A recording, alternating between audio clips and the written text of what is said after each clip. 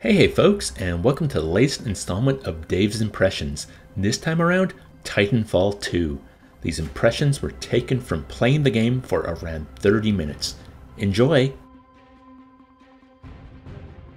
I like that Titanfall 2 runs at a smooth 60 frames per second on my PC. Yes, I'm playing in 720p, and the game is a few years old, but I'm happy about it because it means I actually get to evaluate the game properly.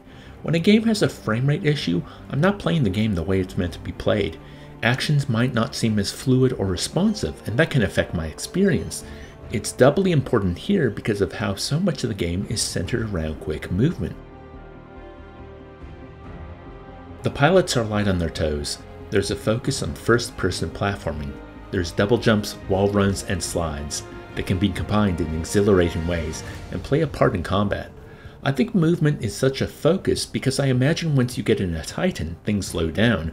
You're in this huge lumbering mech.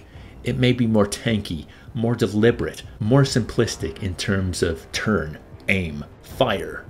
I don't think there'd be any cover mechanics in the mech. The game very cleverly keeps the player anticipating the mech. In the tutorial, when you're about to test it, you're pulled out of the simulation and thrown into the first mission.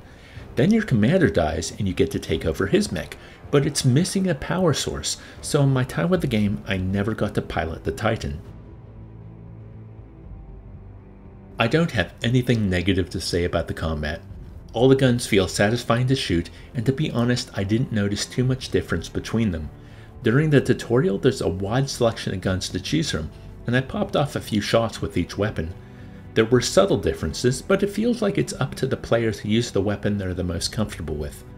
I appreciate that the enemies drop quickly. It may be odd to say about a game where I'm running on walls and there's giant robots, but I like it when damage in a shooter is somewhat realistic, when it only takes one headshot or a couple of body shots to drop a foe. I don't like bullet sponge enemies, when you fire an entire clip into them and they're still standing. That always takes me out of the game. It's an element of shooters I have a clear preference towards. The level design itself is built around the fast pace of the movement and its options. The first level is still partly a tutorial, and there's a ghost that shows the best way to traverse the gaps. Before long, I was wall running with ease. I really wanted to play more, and as I was making my way through the level, I thought that because of how enjoyable these movement mechanics feel, this is a game I would love to see speedrun. Maybe it's because first-person platforming done well is so rare. So, should you play Titanfall 2?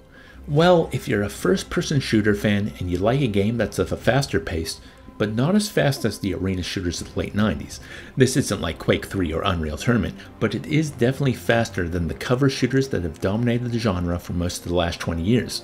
If you like giant robots, if you like first-person platforming, if you played Mirror's Edge and thought, I wonder how that will work in a game where having a gun is your primary method of interacting with the world, then I think you'll get a kick out of Titanfall 2.